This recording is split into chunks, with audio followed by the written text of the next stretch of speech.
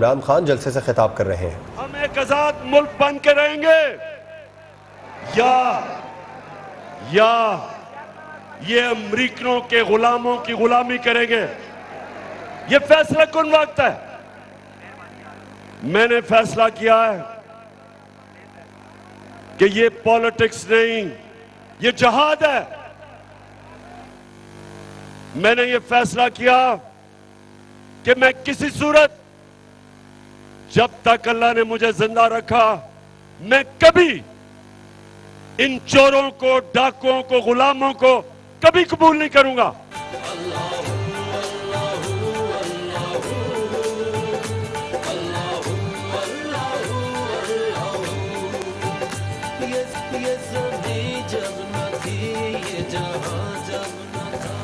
میرے پاکستانیوں، میرے اٹک کے غیور شہریوں، اور خاص طور پہ میرے دلیر نوجوانوں، اب سب تیاری کرو۔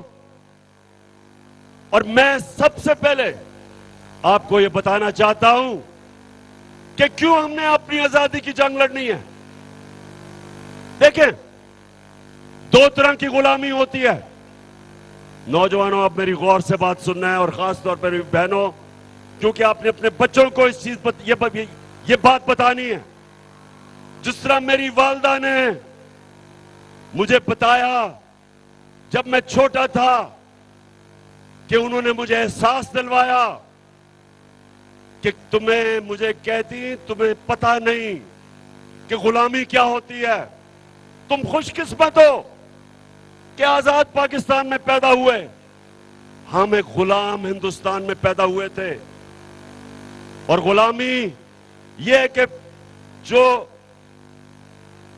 پاکستان اور ہندوستان تھا، یہاں کے لوگ اوپر نہیں جا سکتے تھے کیونکہ اوپر انگریز بیٹھا تھا۔ ہمیں انگریزوں کی جنگیں لڑنی پڑی، لاکھوں لوگ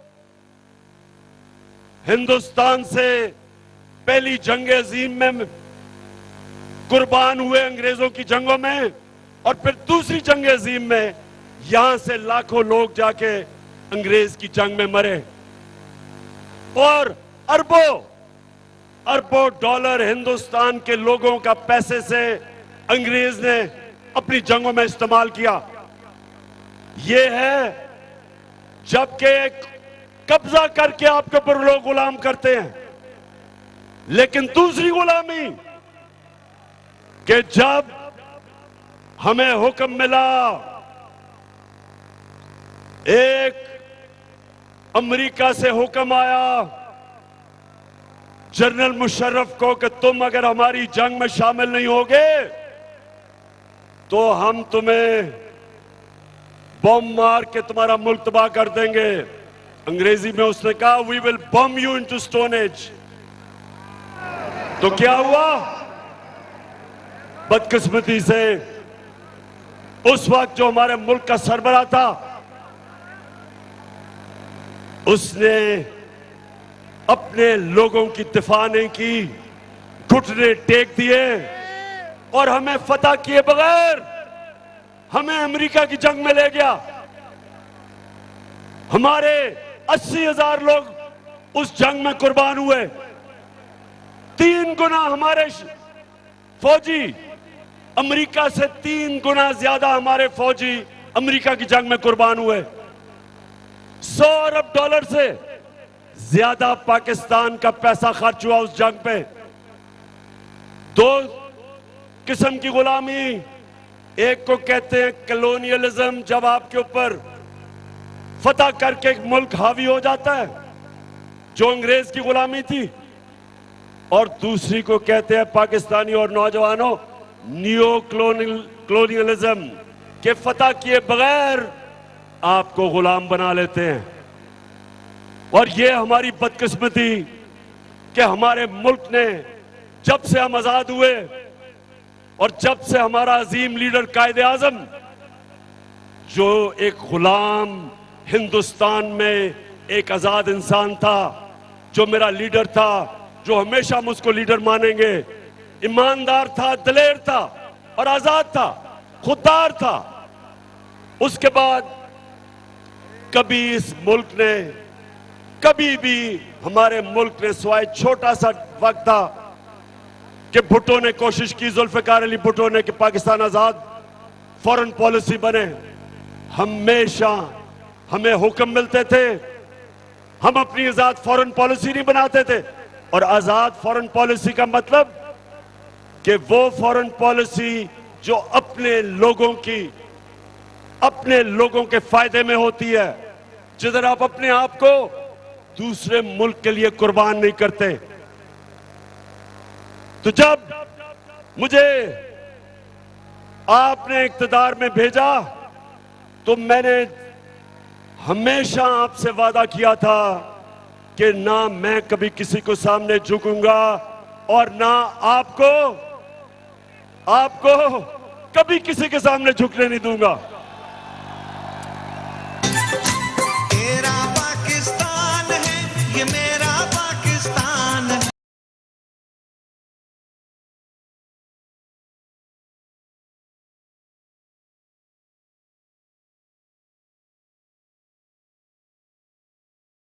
کیا ہوا؟ ہمارے یہاں جو اس ملک میں کرپٹ ترین ٹولہ، جو بعد میں جن کو میں تھری اسٹوجز کہتا تھا، ایک تھا اس ملک کا، اب میں کیا کروں، ملک کی سب سے بڑی بیماری زرداری، ایک تو وہ تھا،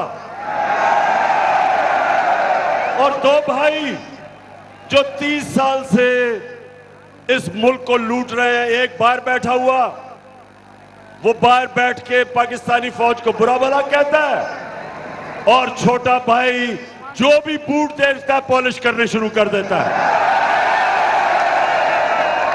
یہ دو بھائی، اور پھر تیسرا کون ہے؟ تیسرا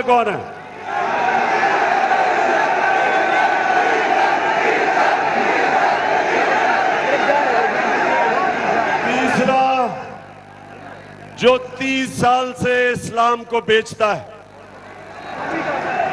اچھا اب یہ سنیں، اٹک نوجوانوں یہ ذرا سنیں۔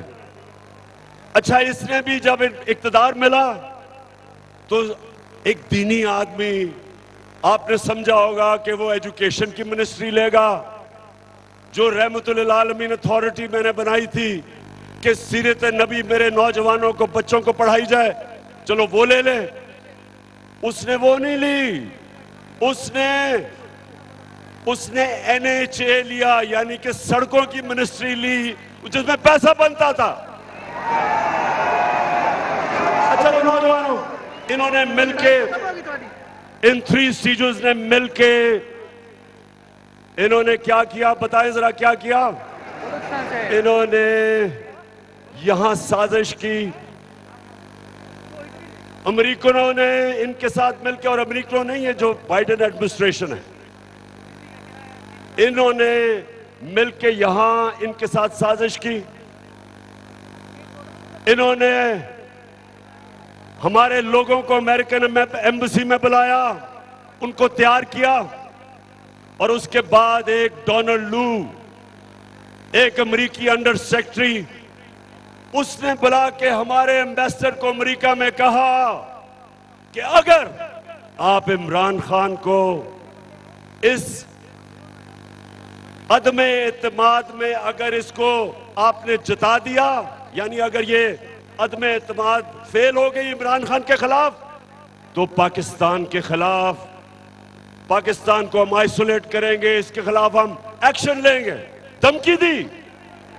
لیکن اگر عمران خان کو آپ نے ہٹا دیا، عدم اعتماد کو کامیاب کر دیا، تو انہوں نے کہا کہ ہم آپ کو معاف کر دیں گے، کیونکہ ان کو پتا تھا کہ چیری بلاسم شہباز شریف آ جائے گا عمران خان کی جگہ، اور وہ پھر ان کی خدمت کرے گا، اور خدمت شروع ہو گئی ہے۔ انہوں نے مل کے سازش کی، یہاں بھی ان کے ہینڈلر بیٹھے ہوئے تھے، ان سب نے مل کے پلان کیا اور گورنمنٹ گرا دی۔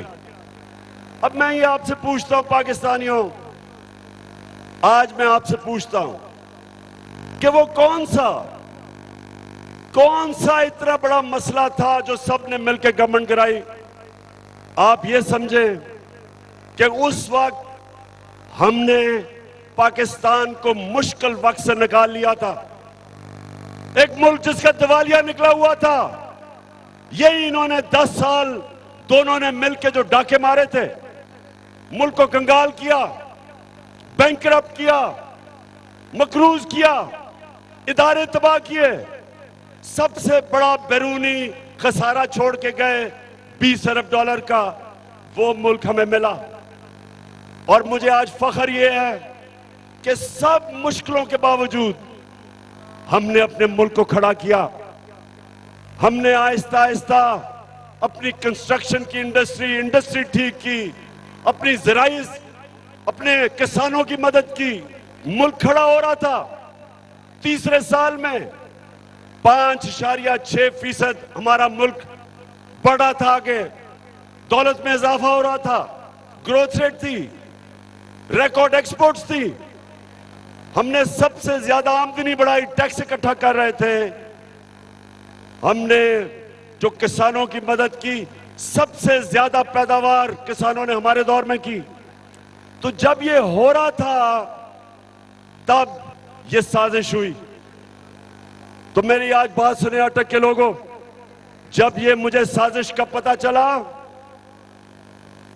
تو میں نے ان لوگوں کو، جو لوگ سازش روک سکتے تھے، میں نے ان کو یہ بتایا کہ ہم نے بڑی مشکل سے ملک کی معیشت کو سنبھالا ہے، اگر ابھی یہ سازش کامیاب ہوئی تو ملک کو مشکلات کا سامنا کرنا پڑے گا۔ میں نے بھی بتایا، میں نے شوکت ترین فائنانس منسٹر کو کہا کہ بتاؤ، لیکن مجھے افسوس سے کہنا پڑتا ہے کہ ہم کچھ نہیں کر سکے۔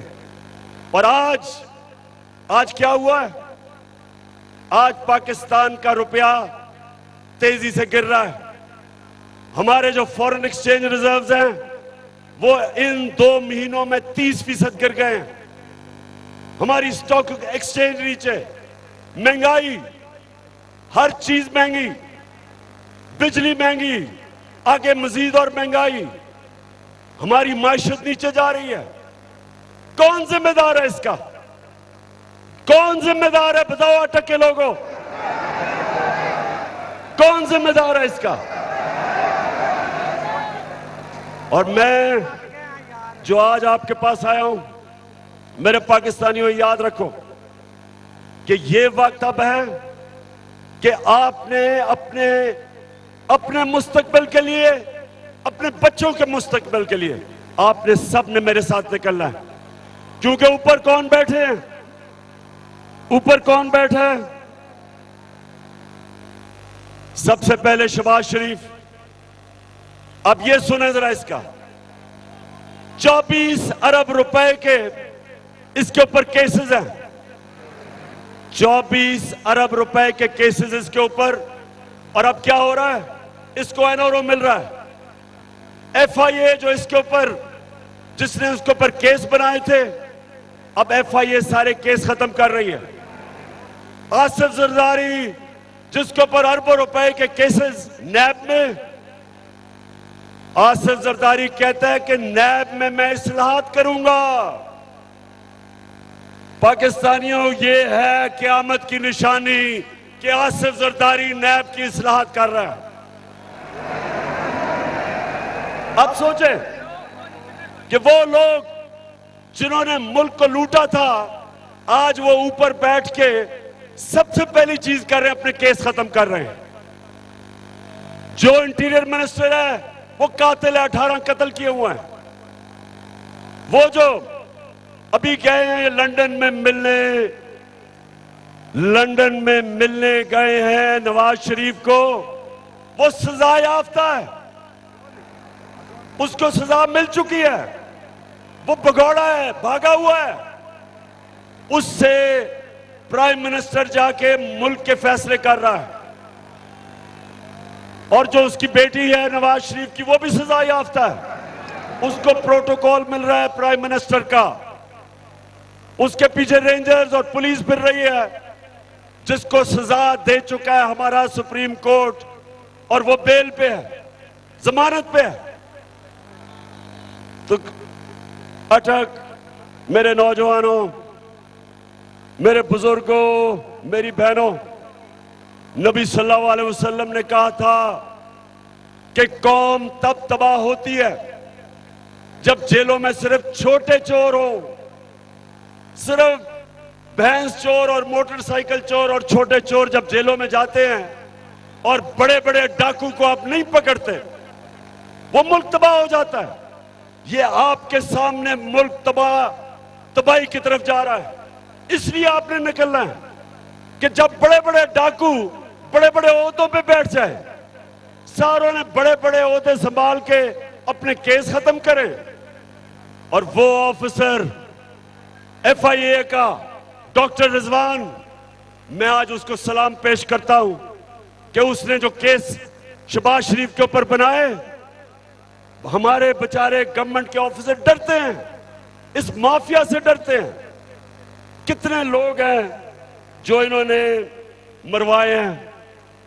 ڈاکٹر رضوان جب اس نے حمزہ شریف کو بلایا اور اس سے جب سوالات پوچھے کہ کدھر سے یہ مقصود چپڑاسی کے پاس 4.25 ارب روپے آ گیا، نوکروں کے پاس 16 ارب روپے کدھر سے آئے، تو حمزہ شریف بجائے اس کے جواب دیتا، اس کو اس نے دھمکی دی، اس کو ڈرایا کہ تمہاری جرت کیسے ہے کہ مجھے پوچھ رہے ہو یہ سوال۔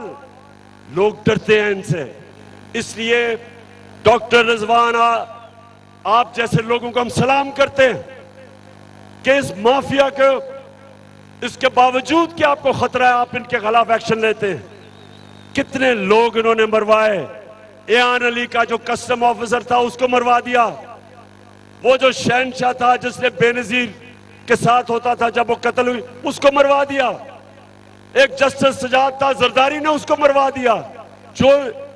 جو ان کے کیسز کے پیچھے جاتا ہے ان کو جان کا خطرہ ہوتا ہے۔ تو اگر میرے پاکستانیوں یہ کامیاب ہو جاتے ہیں، ہمارے ملک تباہی کی طرف جاتا ہے، ہمارے ادارے تباہ، کوئی نہیں کھڑا ہوگا ان کے خلاف، یہ کھل کے چوری کریں گے، سب ڈریں گے، ملک کو لوٹیں گے۔ اور اسی لیے میرے نبی صلی اللہ علیہ وسلم نے کہا تھا کہ بڑی قومیں تباہ ہوئیں تمہارے سے پہلے، جو صرف چھوٹے چوروں کو جیلوں میں ڈالتی تھی اور بڑے بڑے ڈاکوؤں کو نہیں پکڑ سکتی تھی۔ یہ ہے ہمارے تباہی کا راستہ، اور اس لیے میرے اٹک کے لوگوں اور میرے پاکستانیوں، اس لیے آپ نے سب نے میرے ساتھ نکلنا ہے۔ جب میں آپ کو کال دوں گا 20 تاریخ کے بعد، آپ نے سب نے نکلنا ہے، اور آپ نے کسی چیز کا خوف نہیں ہونا چاہیے آپ کو۔ نوجوانوں، میرے نبی صلی اللہ علیہ وسلم نے مدینہ میں کیا کیا تھا، آپ کو میں آخری بات کرنے جا رہا ہوں، غور سے سنیں۔ وہ مدینہ کے لوگ جن کی کوئی حیثیت نہیں تھی، میرے نبی نے کیا کیا تھا کہ وہ دنیا کی امامت کرنے لگ گئے، تھوڑی دیر میں عظیم لوگ بن گئے۔ مدینہ کے لوگوں کی میرے نبی صلی اللہ علیہ وسلم نے خوف کی زنجیریں توڑ دی، ان کے خوف ختم کر دیے۔ خوف کی زنجیر جو انسان کو اوپر نہیں آنے دیتی، اس کی پرواز اوپر نہیں جاتی، ڈرے ہوئے لوگ کبھی آزاد نہیں ہوتے۔ جب انہوں نے ان کی خوف کی زنجیریں توڑی، وہ لوگ عظیم لوگ بن گئے۔ آپ کے سب کو سمجھنا چاہیے کہ یہ جو اب آزادی کی، ہماری حقیقی آزادی کی جو ہماری تحریک ہے، اپنے خوف ختم کر دیں۔ 3 ہی خوف ہوتے ہیں انسان کو۔ موت، انسان کو سب سے بڑا خوف ہوتا ہے کہ مجھے مار نہ دیں۔ اللہ کا حکم ہے کہ زندگی موت اللہ کے ہاتھ میں۔ دوسرا خوف کہ مجھے ذلیل نہ کر دیں، اللہ نے کہا کہ عزت ذلت میرے ہاتھ میں۔ और तीसरी, रिस्क मेरी नौकरी ना चली जाए, मुझे नौकरी से ना निकाल दे। अल्लाह ने कहा हुआ है कि रिस्क मेरे हाथ में है, तो डर किस चीज का, किस चीज का डर है आपको? इसलिए आपने सबने मेरे साथ निकलना है। और मैंने इंशाअल्लाह जब मैं आपको कॉल दूंगा, हम कभी इस्लामाबाद में जब तक ये इलेक्शन नहीं अनाउंस करेंगे, ये हमारी तहरीक जारी रहेगी, कोई पीछे नहीं हटेगा। सारे काम को मैं आज दावत दे रहा हूं, तहरीक इंसाफ को नहीं दावत दे रहा, अपनी कौम को दावत दे रहा हूं, पाकिस्तानियों को दावत दे रहा हूं, सारे अपने लोगों को, नौजवानों को, बच्चों को, फैमिलीज को, अपने सरकारी नौकर अगर वो डरते हैं नौकरियां चली ना जाएं तो अपनी फैमिलीज को भेजना, हमारे पुलिस वाले, हमारे फौजी अपनी फैमिलीज भेजें, क्योंकि ये पाकिस्तान की आजादी की जंग है, ये मेरी जंग नहीं है, ये हमारी आजादी की जंग है। दो किस्म की, ना हम किसी दूसरे बाहर के मुल्क की गुलामी करना चाहते हैं और ना ही हम इन चोरों की गुलामी करना चाहते हैं। दो किस्म की हमारी जंग होगी। बाहर की जो साजिश इस मुल्क में अपने पुतले रखने के लिए, उससे हमने आजाद होना है, और ये जो चोर और डाकू हमारे ऊपर मुसल्लत हो गए, इनसे आजाद होना है। अटक के लोगों, आप तैयार हो? हाथ खड़ा करके बताओ। इंशाअल्लाह मैं आप सबको मैं मिलूंगा इस्लामाबाद में। जो इस्लामाबाद नहीं आ रहा है वो अटक में निकलेंगे, लेकिन निकलना हर पाकिस्तान के शहरी ने है। और ये मेरा पैगाम सबको है कि जो भी कोशिश करेंगे आप, मैं जेल जाने के लिए तैयार हूं, लेकिन मेरी कौम निकलेगी। मैं अपनी जान की कुर्बानी देने के लिए तैयार हूं, लेकिन मैं किसी सूरत ना इन चोरों को मानूंगा, ना अमेरिका के गुलामों को मानूंगा।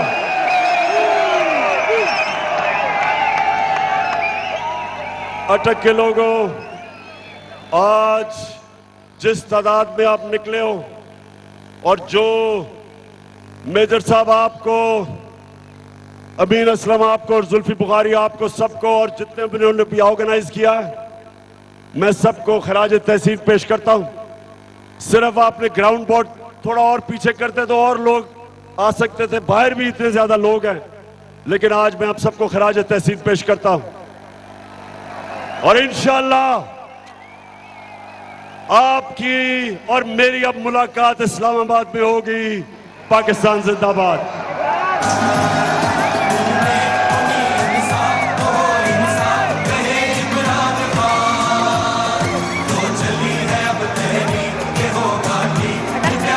पाकिस्तान तहरीक इंसाफ इमरान खान जलसे से खिताब कर रहे थे। उन्होंने कहा कि अल्लाह तेरी इबादत करते हैं, किसी मुल्क के इंसान के सामने सजदा नहीं करेंगे। साथ ही कहा कि करप्ट तरीन टोले को मैं थ्री स्टूजिस कहता हूँ।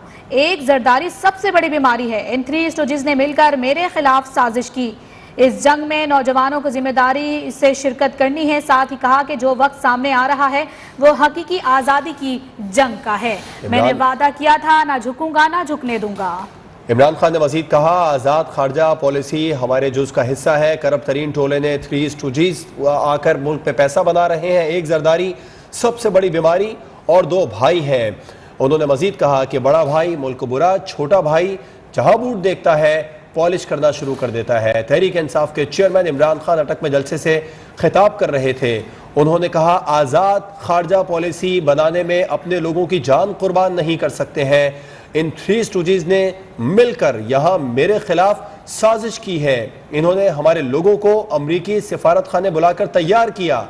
तहरीक इंसाफ के चेयरमैन इमरान खान ने कहा, अमरीका ने कहा अदम एतमाद कामयाब हो गई तो मुआफ कर देंगे। इमरान खान अटक में जलसे से खिताब कर रहे थे। उन्होंने कहा कि अब अमरीका की खिदमत शुरू हो गई है।